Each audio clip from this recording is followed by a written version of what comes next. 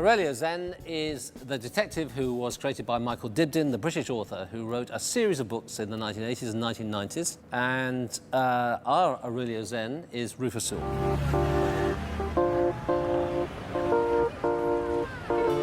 I've never ever been asked this question, have I read the books beforehand for any project I've ever done and been able to answer yes. I should start lying more. No.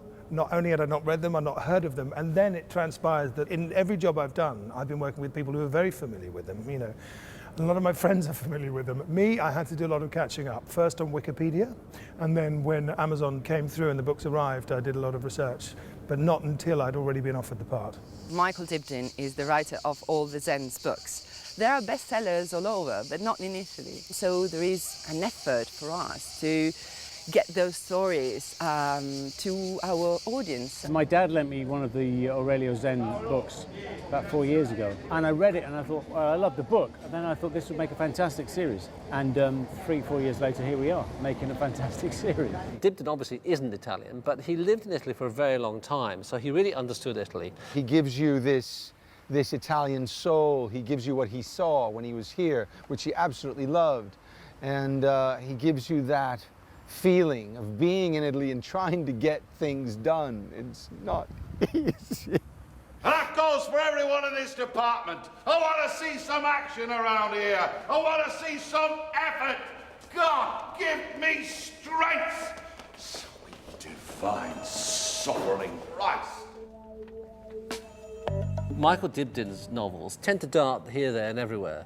They're not constructed in a particularly conventional way.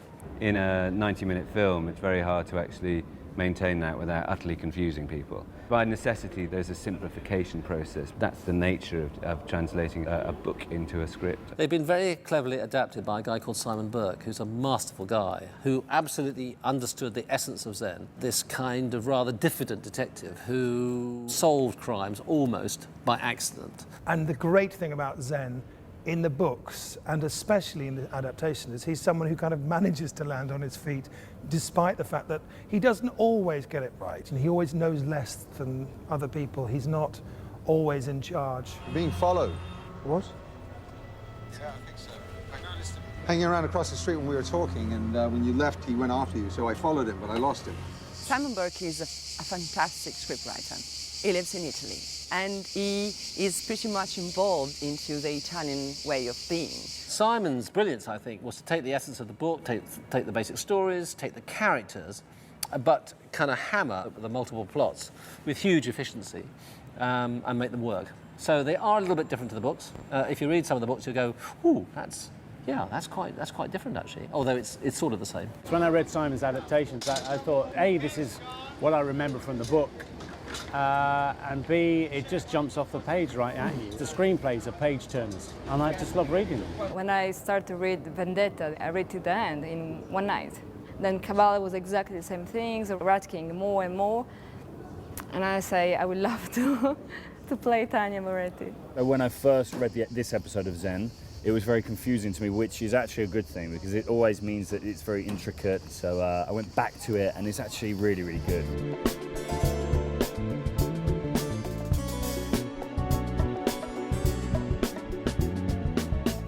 We're trying to put an English spin on Italian life. In Italian, I gesticulate.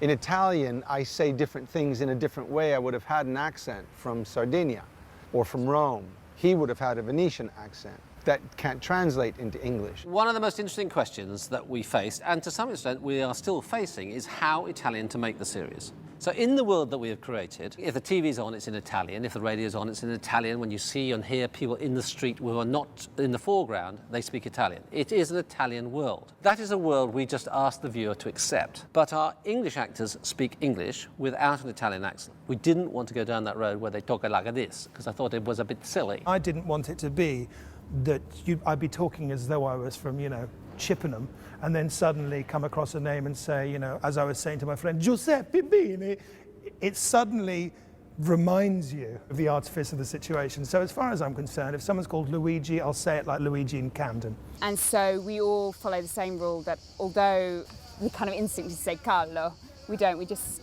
use the English version, so we just say Carlo and we just kind of anglicise it. But sometimes the background can be incredibly Italian, and what you're concentrating is the truth of the scene. And I think the most clear way of delivering the character, delivering the story with minimum fuss is the best way. I mean, the fact that it's shot here and the fact that we all kind of look vaguely Italian is enough. We scream Italian through our clothes and our surroundings. And Yeah, the way the our characters are hair is. written are Yeah. very passionate and vital. Certainly, it's, you know, our kind of plot lines are. Yeah. So I think actually, in a way, because we're not speaking. I think it would be accent, it's terrible if we probably- were all doing stupid Italian accents. I mean, yeah. I think being in the actual location of where the film or the series takes place, it helps enormously. So you're not actually just surrounded by the language that you're meant to be thinking in and speaking in, but you're also picking up little details that you can incorporate into your work. And being in the actual place really helps, I think. I'm an Italian who's got his hands in his pockets, because Rome's in the background, and it does so much of the work for you. If we were filming that in Budapest or something, then we'd have to think, remember Rome, Rome, Rome. We don't have to do any of that, we're here.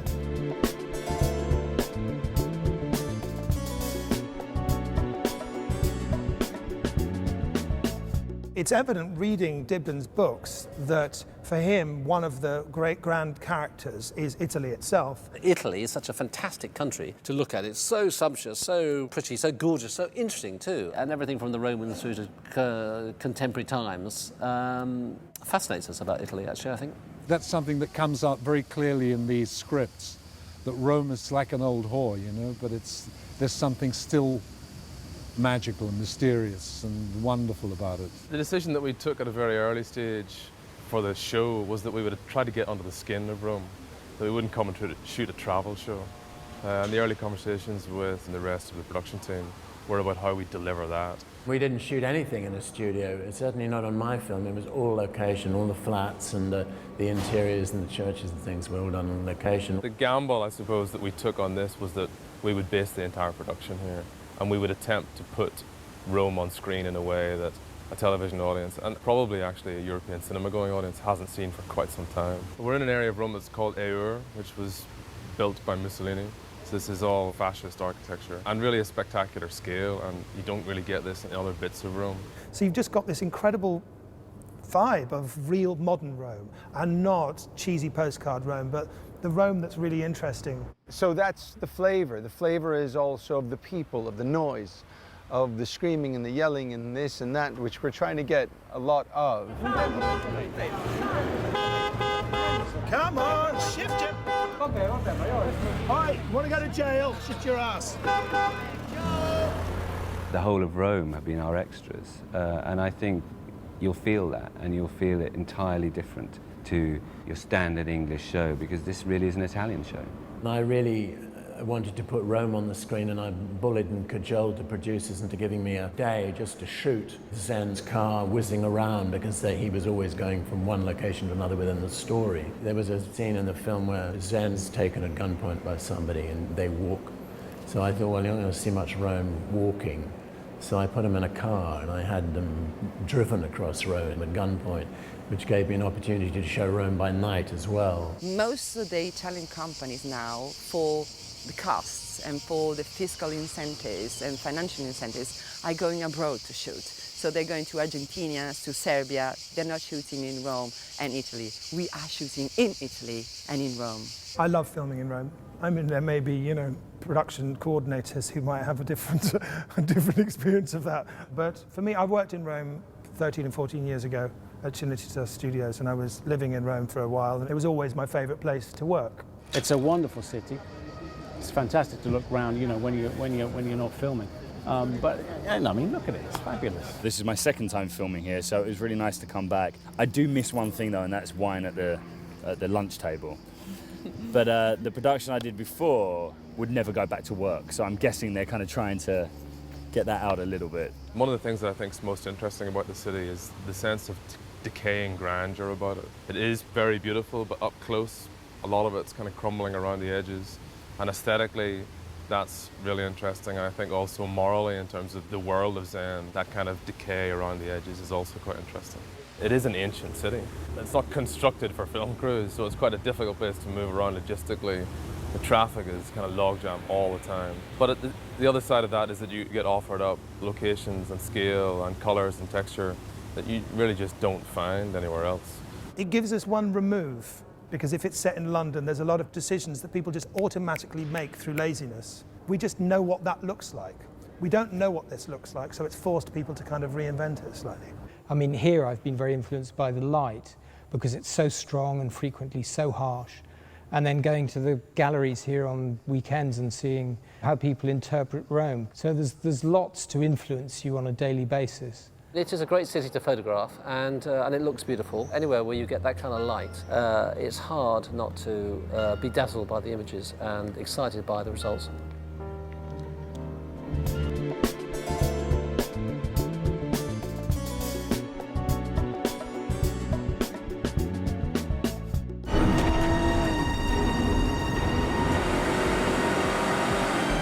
At the moment, we're towards the latter part of Rat King, when Zen, thinking he's being rather clever, chances upon the two people who he believes are responsible for the crime in question.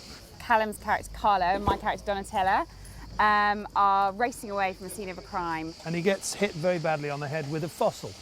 Luckily, they had one real one and one very large rubber one, thus this. And then, miraculously, I recover in time to give chase. And I'm driving, and Carlo is a bit scared in the passenger seat. So this is the point. Behind me you can see the smouldering remains of a Fiat Barchetta, and not a bruschetta as the director mistakenly thought it was called. I'm a bit of a furious driver and I'm a bit of a mad woman, so well, look what happens he's right next. to be I've got scared. the right to be scared. Yeah. Yeah. Yeah. We die. Everybody who hasn't seen it yet, we die.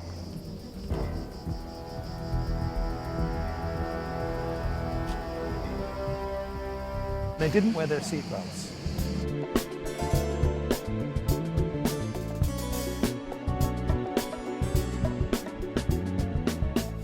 The script shows, and I think it shows in beautiful detail, systemic corruption.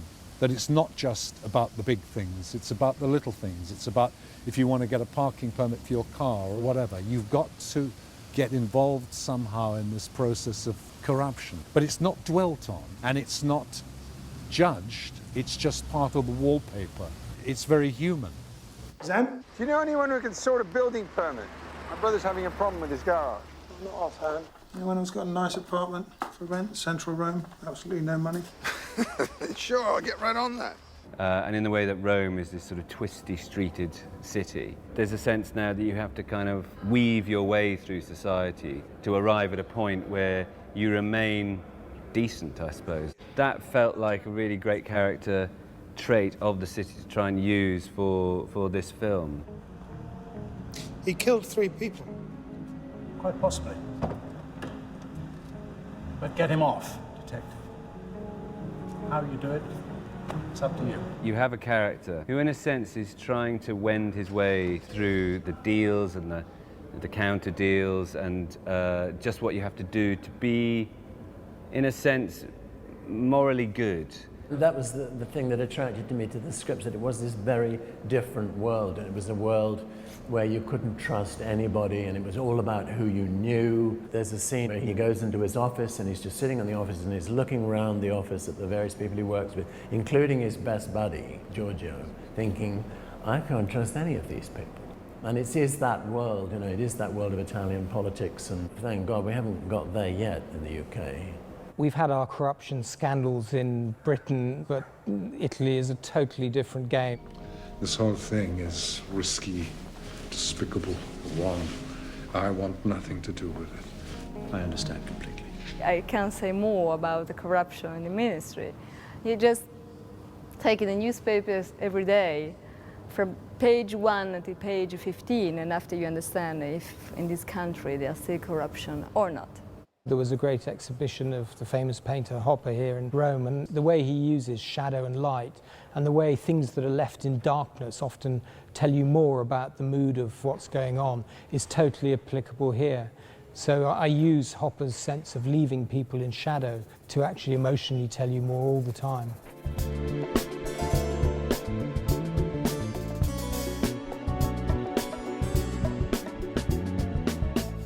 It was quite a relief because I saw there was so much variation in the books that there was a certain amount of freedom. There's lots of different Zens. So it's kind of like you could take your pick of the favourite parts of him and play those.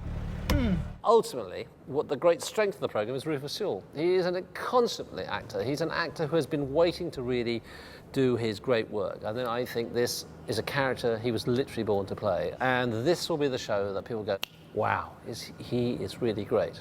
I went to see the Tom Stoppard play Rock and Roll Years, and Rufus was in that. And I just couldn't take my eyes off him, actually. I sort of watched the play thinking, Rufus, he's the man. He's the man who could play Aurelius M. This part is just made for Rufus. It's like a glove. It fits him so well. He's perfect for the part, fabulous to work with, perfect leading man, cares about the script, cares about the quality of the whole piece, cares about anyone else who turns up to shoot 1 scene, 8 scenes, 12 scenes. Brilliant, brilliant leader. You know, he's got enormous charm on the screen. Well, he's got enormous charm anyway. And the way that the part is written, it just gives, it's unusual, you know. Most cops are very kind of hard-nosed and slam-bang, and this is completely different from that. That's how you attract an actor of that skill and stature to a show like this. Is you give them a chance to really submerge themselves in a character and a world and to see it grow and develop. And I like to think we've given him the space to do that because he certainly has delivered on it. I like him because he is very calm and cool, and he knows exactly what he wants to do. Rufus is very good to work with, very good. I mean, you've got very definite ideas about what he wants to do and how he sees the character, and sometimes we argued, but we usually resolved things. And I mean, I always thought that his instincts were very good. You're not old. I spoke to Andy Harris, who was the executive producer. Before I even read anything, I said, can it be funny? I think wry is possibly the word to use rather than, it's not out and out comedy. There aren't comedy scenes written, but yet there's a certain wryness that Rufus brings to the poor behaviour of other characters. What I'm about to tell you is absolutely confidential. If you betray me, I shall, without hesitation, terminate your career. He, as an actor, he has this irony in himself. He has this way of doing this, you know, and he kept it into the character. And you will see then in some of the situations doing little things, very little things, but he can fill in the blanks within the script. It takes off that edge of being terribly serious. He adds that quality in a really light and effortless way. The relief reading the books is there's a lot of humour.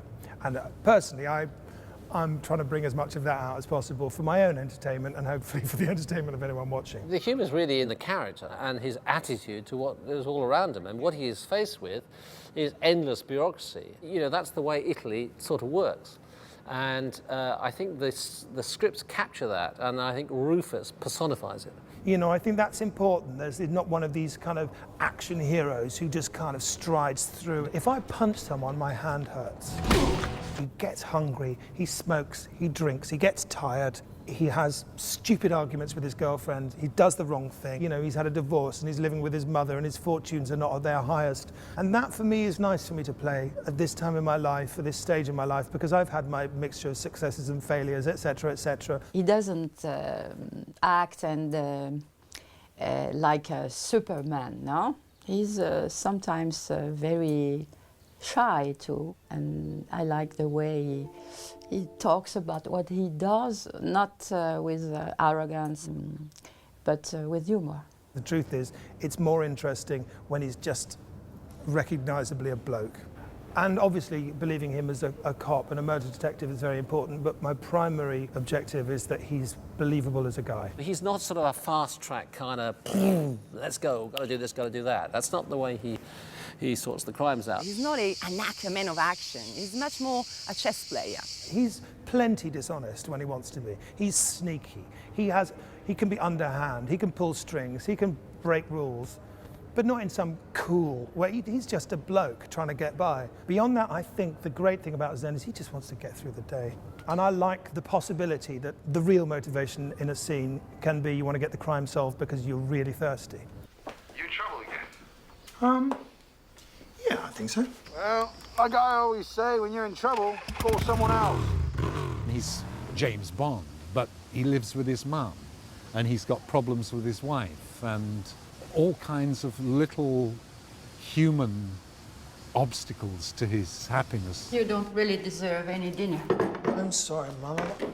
I was kidnapped at gunpoint by a paranoid conspiracy theorist. He grew up with his mum, and his dad was killed when he was very young, 8.5. And his dad was killed on the job. And I think maybe the fact that if he's a little bit reckless in his work, maybe he grew up as a small child thinking that's what good men do, because that's what his dad did.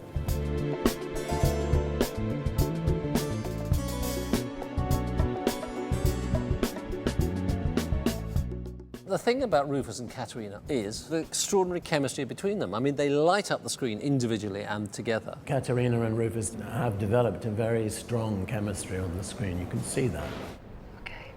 I have to say that I was, and I am, a huge fan of Rufus Sewell from a long time ago. And for the first time I met him, he was so nice, he was so humble. And I felt there was some chemistry between him and me, and I felt immediately, strangely, how Tanya has a relationship with him. This was so nice that I felt it for the first time in the casting. Working with Katerina's been one of the great pleasures of this. We've had a great amount of fun playing the scenes because she had a really sharp sense of humour. You don't automatically assume that someone who looks like that is going to have that sense of humour. It's not exclusive, but you know. So we have the same instincts, and she's enormous fun.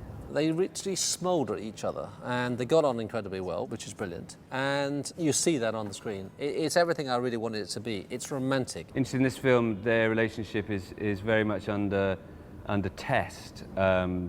She's having a lot of difficulties with her ex-marriage, if you like, and they've come to a point in their relationship which is fraught. Are they going to become a couple, or are they just having an affair? We don't know if maybe she needs him or she literally loves him for the reason without a divorce, without the fact that there's a huge problem at home with her husband. It's a mysterious thing that sometimes women do. And you just sort of feel as you watch the shows that there's this incredible sort of energy, this love between them bursting to come out. And dramatically, that's great, because, you know, will they or won't they, will they, won't they, will they, won't they, what will the husband do? All these various elements keep that romantic story powering through the first 3 films. My husband is out.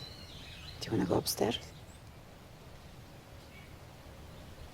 I'm sorry? Of course, in the case of Zen, you know, he's a dashing, young, strapping policeman. There's something attractive about finding someone sexy, and the fact that Zen is very attracted to someone is kind of sexy. It's not unusual for her to fancy the people she has to work with, and I think when she first meets him, it's that thing of, I'd like a bit of that, but she can't have it.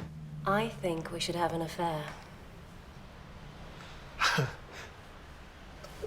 And they carry on this great relationship, I think, where she kind of uses him, but they need each other in a way. It's a sort of a cat and mouse thing. But in terms of him being a sexy person, I don't know about that. But I do know that if you play scenes that are about sex and sexual interest, then that's obviously going to be part of it.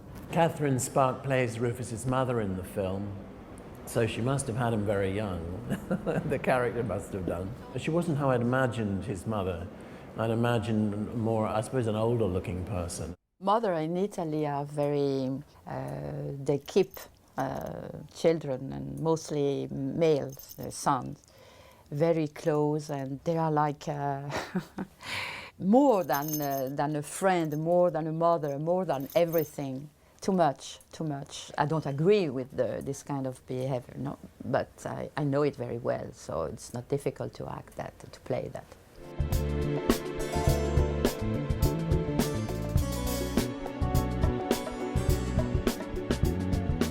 The first real strong location that we had to find was just to anchor the police headquarters, and then also to anchor his home to see where he came from. Zen's apartment was a difficult one to find, but when we got it, we loved it. It was a fantastic space to shoot around because it had doorways upon doorways upon doorways, so we had layers going through. And tonally, it was very soft, because we wanted Zen to feel like this was somewhere, it was a warm, safe sort of home that he was from. The ministry was quite a difficult location to find, but that had to balance against the headquarters. So once we found the headquarters, we could find the ministry, or once we found them locked off the ministry, we found the headquarters. But the headquarters came first, which is over here. It's in Via Trastevere, which is a main road, which again has really, really worked for us. I mean, although sound has driven them mad, but for us it's been good, because it's a busy road, and it sort of grounds Aurelio Zen. He's much more sort of part of Rome. And we got that very much because we did visit the real Questura. It's like most police force, it's quite hard-edged. The Questura is a big building which sort of oversees the police force in Rome. And there's one Questura in every state in Italy. I always work very closely with the production designer and Candida Oten on this, who's been a brilliant collaborator for me. We looked at the police station, both of us felt we wanted to, given the sort of retro style feel we were looking for, to go for a sort of modern noir. So we put lamps all the way down the main corridor. So we really went for this modern noir look. And although the script actually was an open plan office, John and Michael and myself decided, you know, we wanted to not have it open plan. We wanted the closed doors and secretive. Nothing is quite what it seems. So once we got the Questura, we knew where to go with the ministry. And we wanted to keep the sort of the dark and the intrigue of government and policing and the ministry levels in Italy. So we found this location. It's a massive villa, so budgetary-wise it was quite hard for us, but what it gained us were these long corridors and shafts of light coming in. So Aurelio then walked from dark to light, which is the theme we were trying to keep going.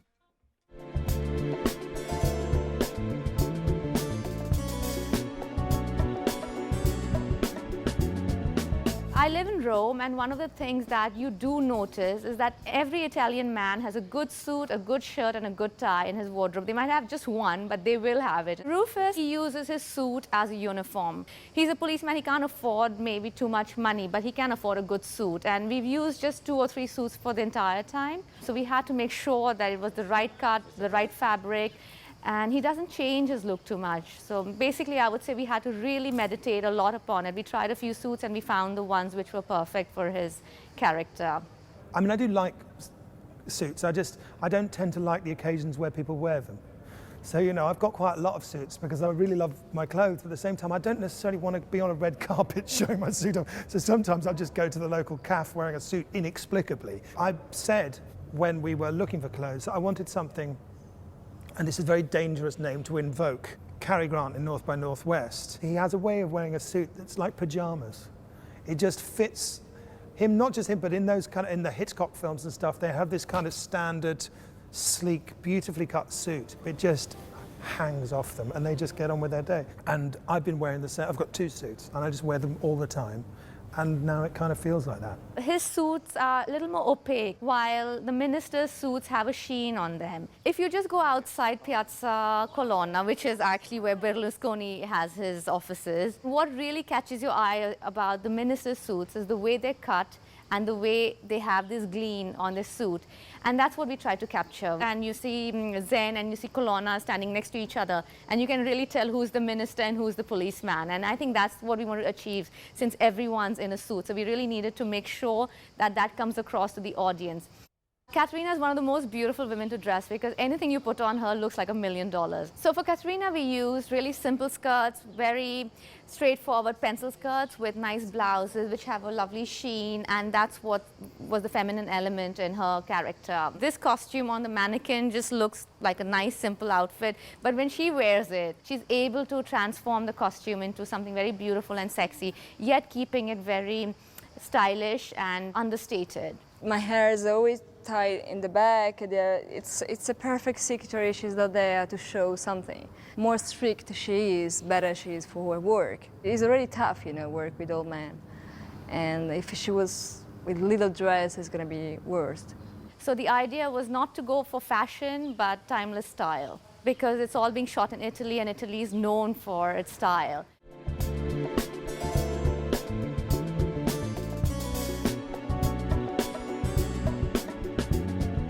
I think there's nothing really like Zen out there at the moment.